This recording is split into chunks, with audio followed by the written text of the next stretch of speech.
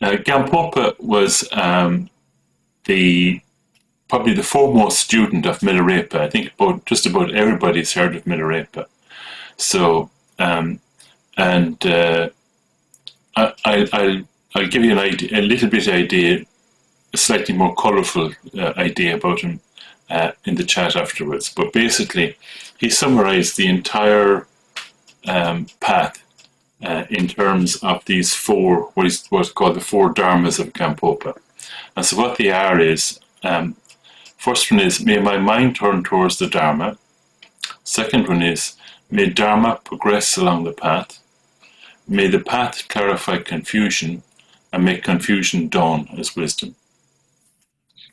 So that's the basic layout of the four dharmas of Gampopa. So what do they mean though? That's the more interesting thing. What are you doing? Okay. So may my mind turn towards the Dharma. Basically what that means is Dharma, you see, okay, I promised I'd keep it tight. So it's basically, may my mind turn towards appreciating the nature of reality, as opposed to all my beliefs and ideas about things. How things actually are, how it is, you know. And so how do you do that? How do you turn your mind towards an appreciation of the nature of reality? By doing what we're about to do, which is sitting. And it's got two key aspects to it. One of them is not following after thoughts. Just like if you throw a ball, you know, a tennis ball at a dog, the dog will chase after the ball. That's how our mind normally is. Whatever comes into our mind, we chase after it. So, by not doing that, and the key to not doing that is relaxation. And the second key point in that is not stopping the flow of thoughts, the flow of memory. You don't stop them. It's just a question of being present, of seeing. And I draw your attention here. I mentioned this trick with your eyes. So that's very useful for being present without running after the thoughts. We can talk more about that later if you like. So the second one then is, may my mind progress, may the Dharma progress along the path. How is progress made? Progress is made both by understanding things more clearly, but especially by direct experience of the nature of reality. So there's like these two aspects. There's like a theory aspect, but the most important aspect is the direct experience. And so, just to give you an idea, like when I talk about understanding, it's just knowing that everything changes, for example. A lot of people don't know that. Knowing that everything changes. And what do I mean by direct experience? Is that as you're sitting there, you have a direct experience of your mental impressions. Vivid and intangible. That's directly seeing the nature of reality. So the third one then is, may the path clarify confusion. So what actually happens there is that you begin to see how things actually are. Not your fantasies about how they should be, how they could be. You begin to see how things actually are. And in particular, you begin to experience freedom from fixation, openness. And the last one is, make confusion dawn as wisdom. And so what actually happens there is that, you see, confusion dawn as wisdom is the same reality, it's the same crap, right? It's the same stuff you have to deal with, right? But here it dawns not as something that affects you, right? But in its true nature. So what happens is that experiences that previously bound you are now self-liberated. There's a freedom. So even though, you still got to pay tax or do the shopping, whatever it is, um, uh, even though all that is there, there's a freedom. You kind of transcend grasping. Okay, so how was that? That's the kind of, so it's basically a path home. It's a path home to your own nature, your own open, compassionate, loving, wise nature, which we can lose in the madness of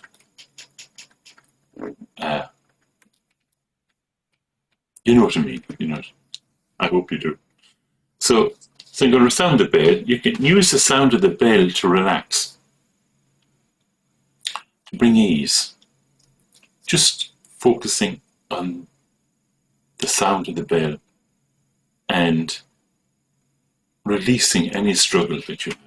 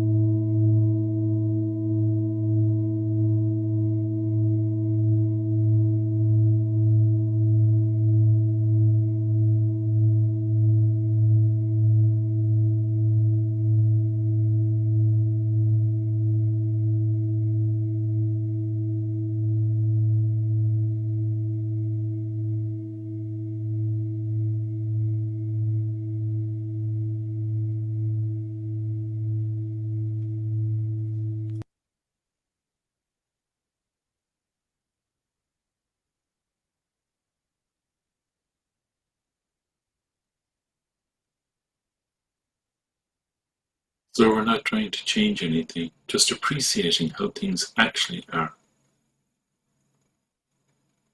Just relax, breathe, just allowing everything just to be, however it is.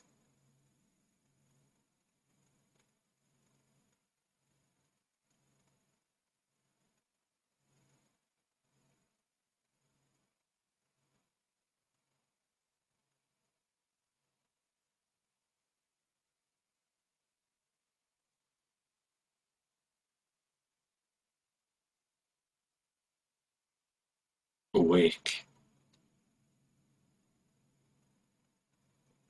with that brightness in your eyes.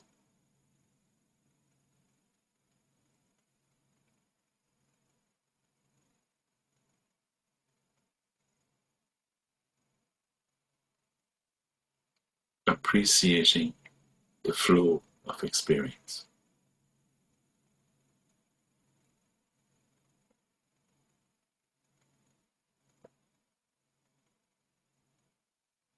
Things arising and ceasing, again and again,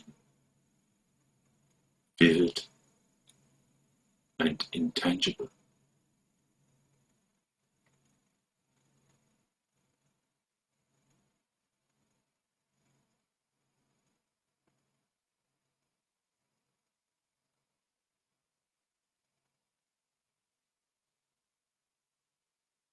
If your mind bosses you around, just look.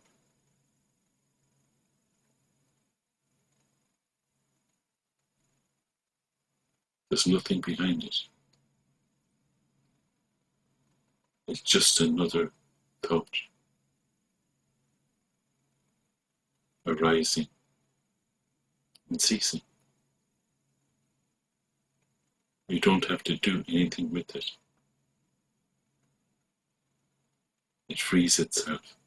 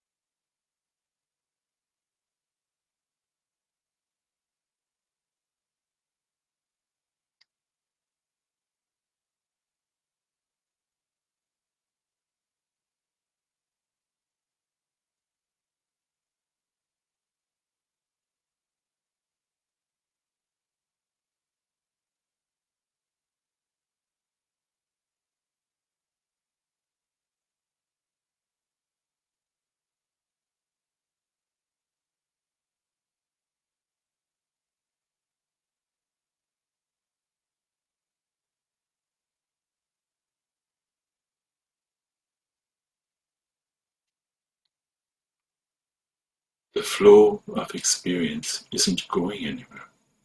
It's just a flow. Just one thing after another. Just a flow. All the time, you're there, present, and the landscape keeps changing.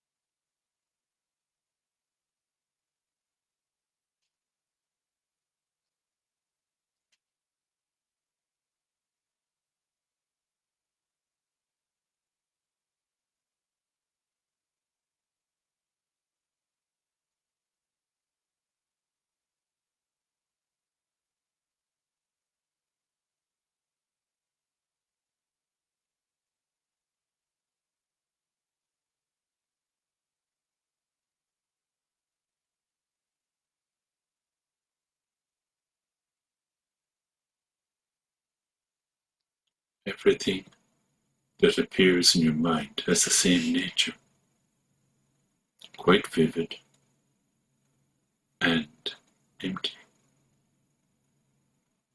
not solid, changing, rising and ceasing.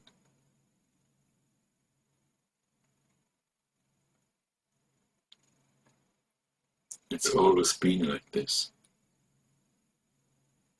This is not something new. Always been like this.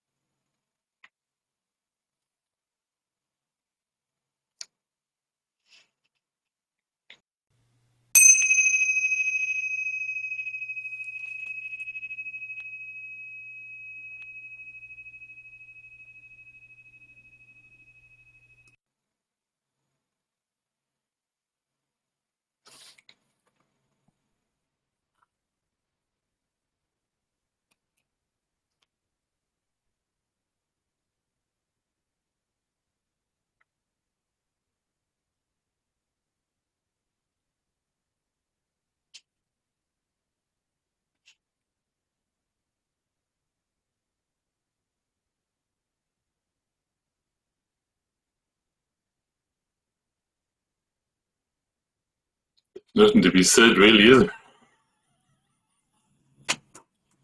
But I'll find something, don't worry.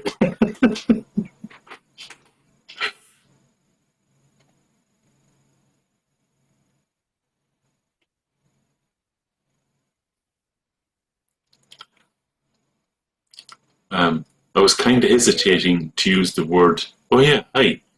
I was kind of hesitating to use the word intangible, but um, it's kind of like one of these highfalutin words.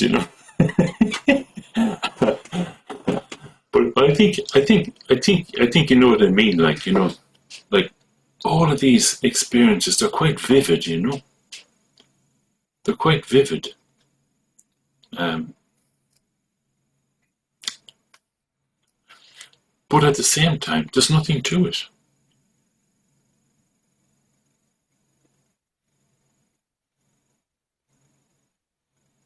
There's just this flow, one thing being replaced by another. And each thing that comes along has the same nature, which is that it's quite vivid, but there's nothing to it.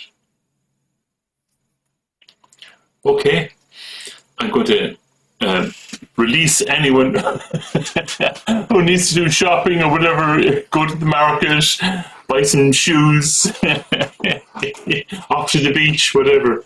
Okay.